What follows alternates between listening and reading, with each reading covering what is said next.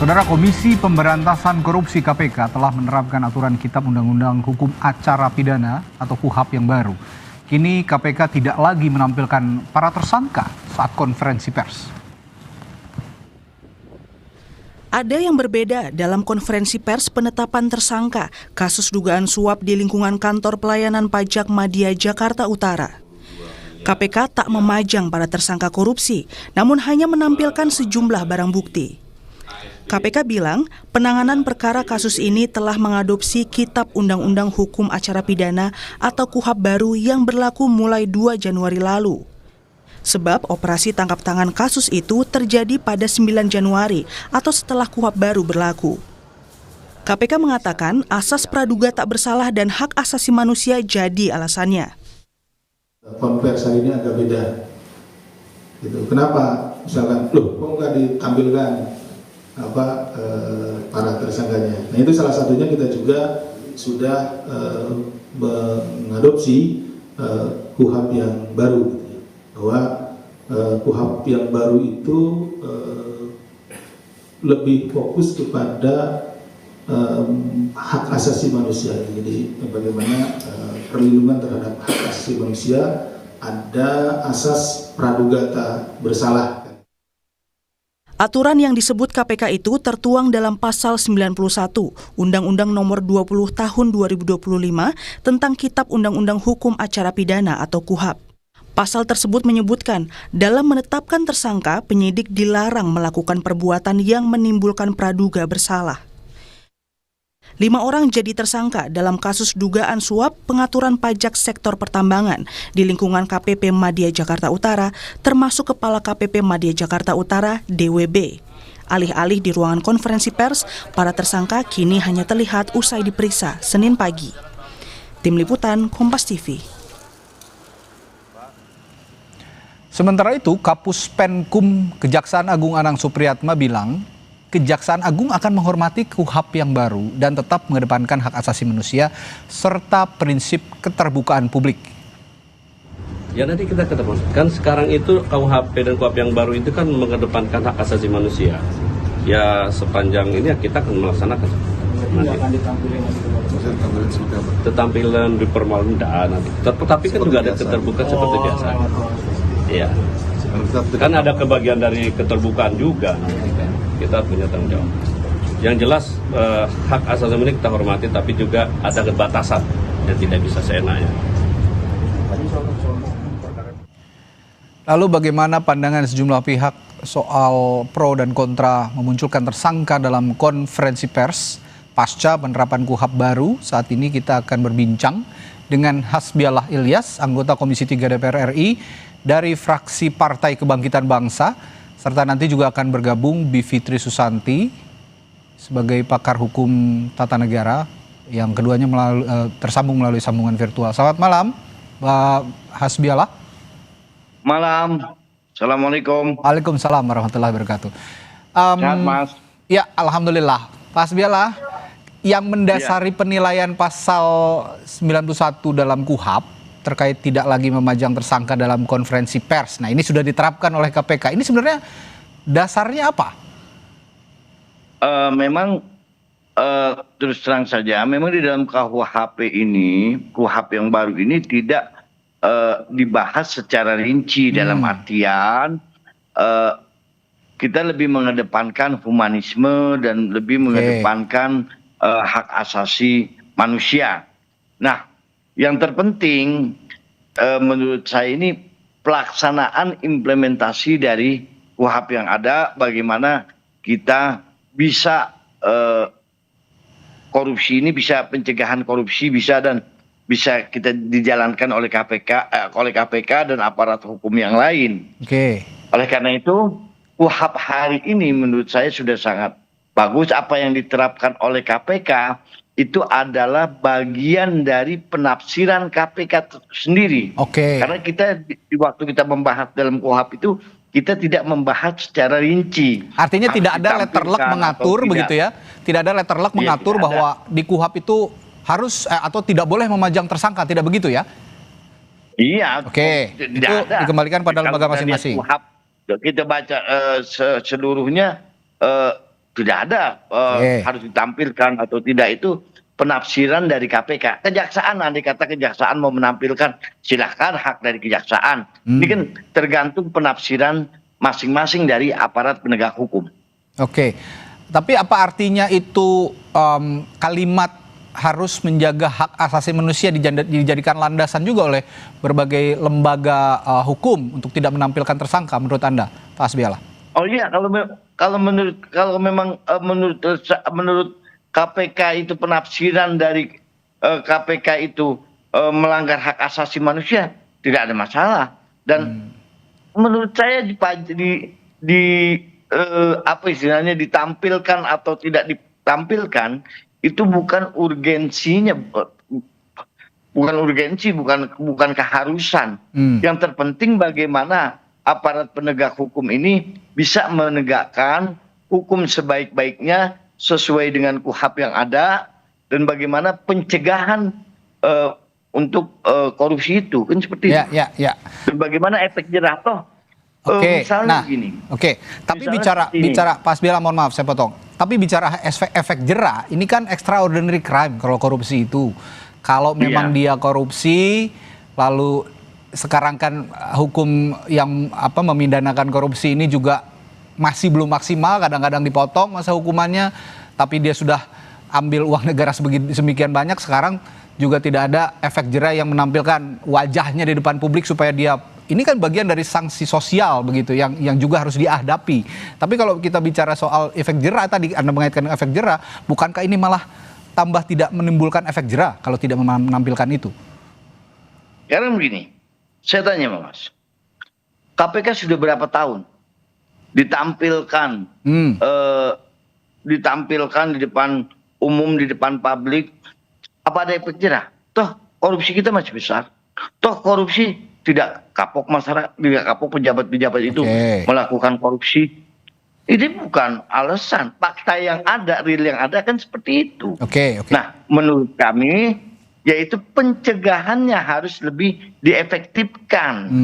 Dan bagaimana KPK ini, bukan hanya KPK, aparat penegak hukum ya, kepolisian, kejaksaan, termasuk KPK yang ada di dalamnya itu, bagaimana KPK bisa pencegahan korupsi ini. Saya ulang berkali-kali kalimat pencegahan, karena kunci keberhasilan Indonesia bersih dari korupsi terutama yaitu diawali dengan pencegahan yang maksimal.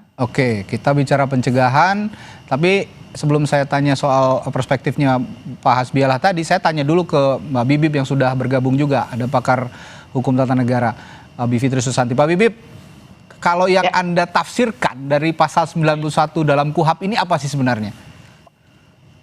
Sebenarnya kalau berbicara hak asasi manusia, memang namanya KUHAP pasti harus memperhatikan hak asasi manusia. Tapi konteksnya adalah biasanya itu ketika semua penegak hukum tetap harus menghormati hak-hak dasar dari tersangka atau terdakwa, bahkan juga terpidana.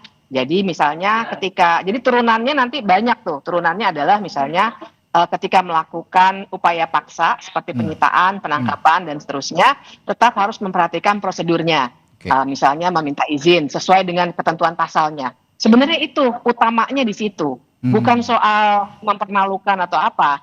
Jadi kalau saya melihatnya, persoalan baju ini kan bukan persoalan pelanggaran hak asasi manusia yang terlalu berat ya.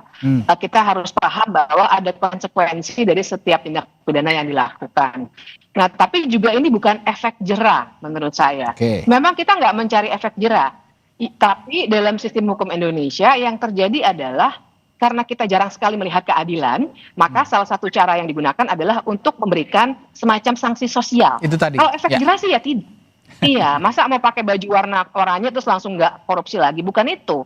Tapi sanksi sosial yang juga ingin diberikan oleh masyarakat. Karena kalau korupsi kan sebenarnya korbannya adalah kita semua nih ya, jembatan cepat rubuh dan seterusnya. Sebenarnya itu yang ingin dilakukan. Jangan sampai juga tadi bicara maling ayam dipampang dengan jelas oleh polisi yang cuma nilainya berapa, palingnya cuma berapa puluh ribu mungkin dibandingkan dengan yang mengerupsi uang negara miliaran bahkan triliunan rupiah, ini tidak diberikan sanksi sosial sama sekali.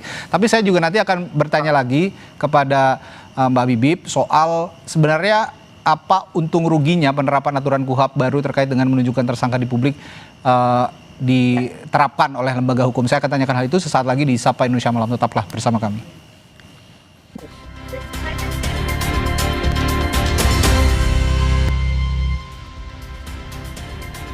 Ya, masih membahas pasal 91 dalam KUHP soal hak asasi manusia tersangka yang harus dikedepankan begitu, dan kaitannya dengan KPK yang sekarang tidak memajang lagi tersangka kasus korupsi dalam setiap konferensi persnya. Tadi saya tanya ke Mbak Bibip ya, Mbak Bivitri, sebenarnya untung rugi penerapan aturan KUHP baru terkait dengan hak asasi manusia dan tersangka dan juga menunjukkan tersangka di depan publik ini apa sih sebenarnya? Ya, kalau memperhatikan hak asasi manusia itu harus ya pasti. Nafasnya KUHP tuh memang seharusnya memang di situ.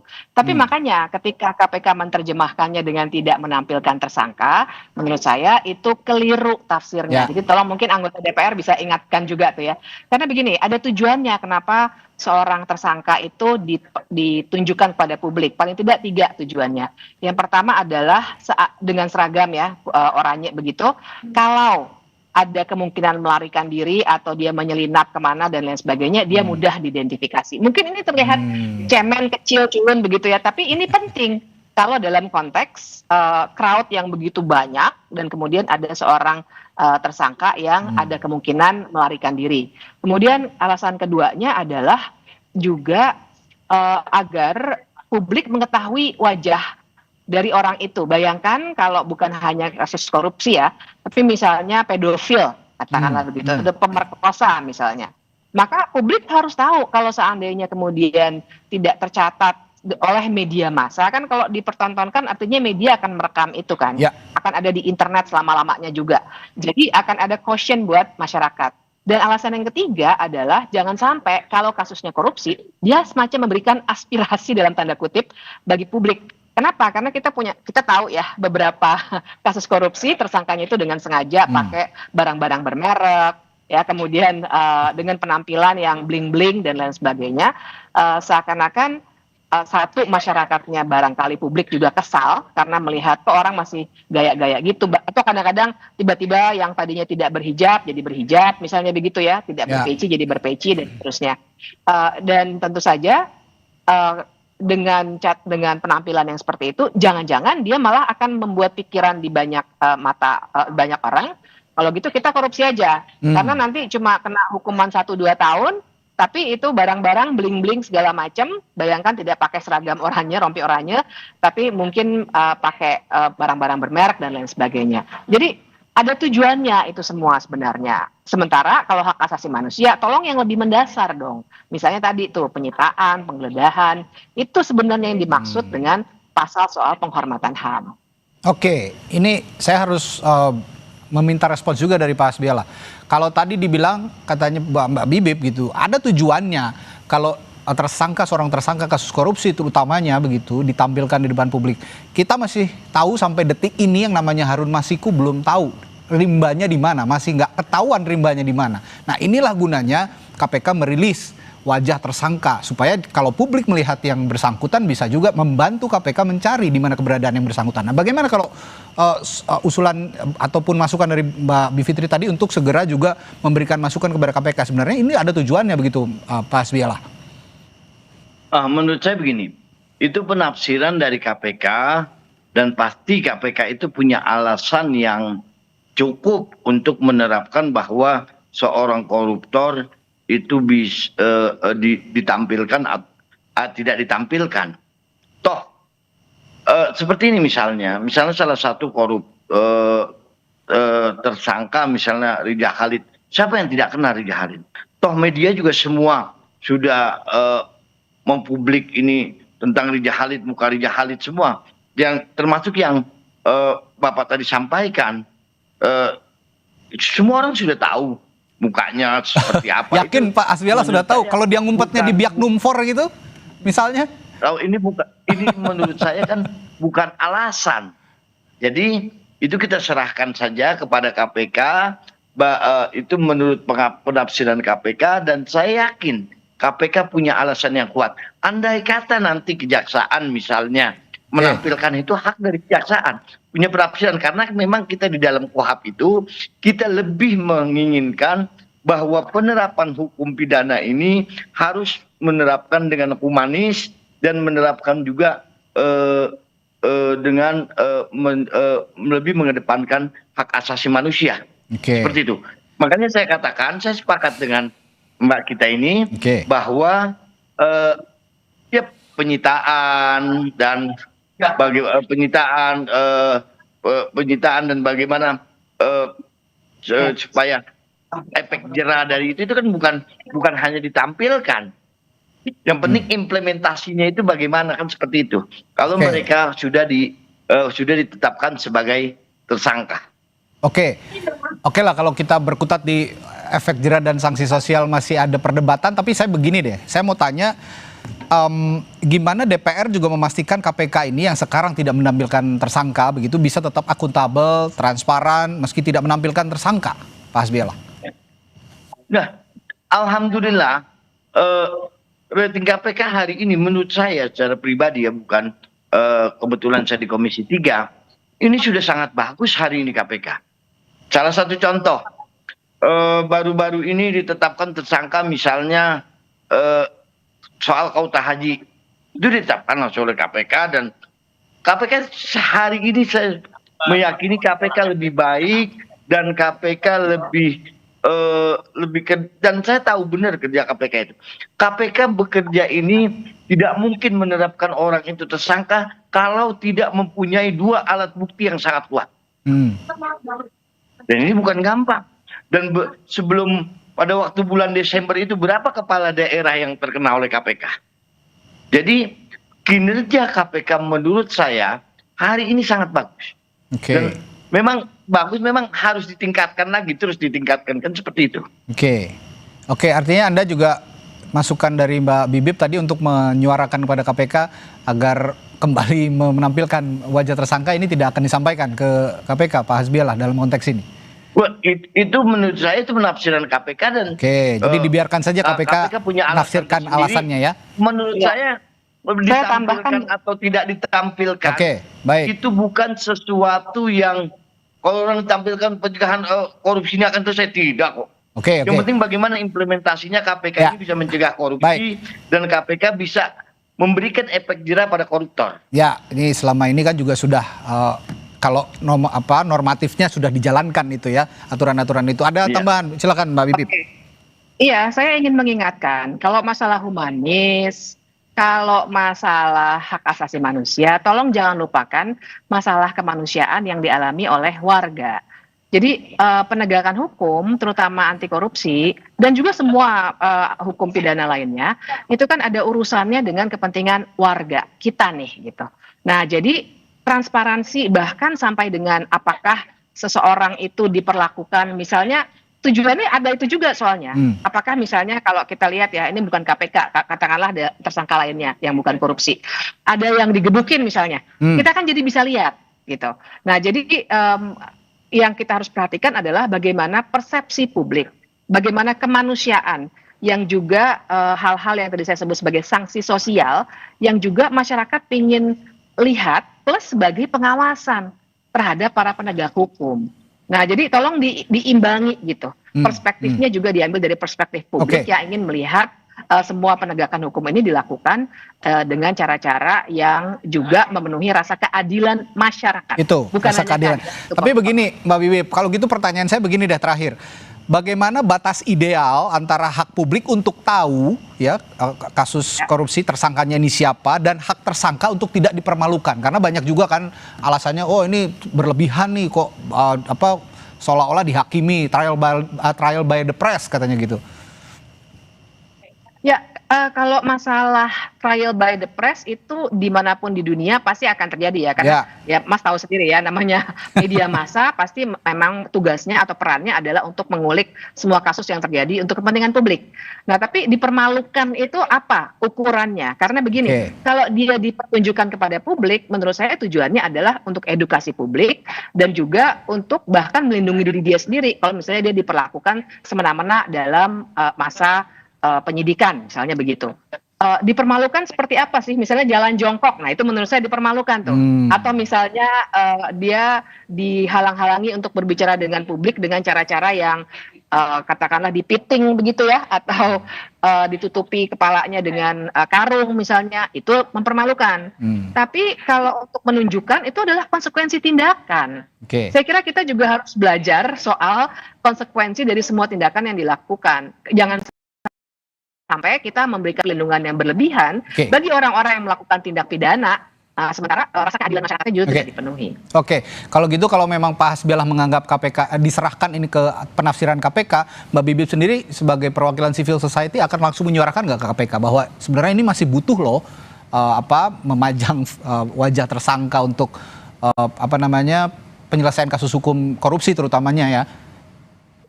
Dalam setiap kesempatan yang bisa saya dapatkan pasti akan saya sampaikan. Tidak hanya kepada KPK, tapi bagi semua penegak hukum dalam KUHAP. Baik, terima kasih kalau begitu Mbak Bivitri Susanti dan juga Pak Hasbialah sudah bergabung bersama kami di Sapa Indonesia Malam. Kita jumpa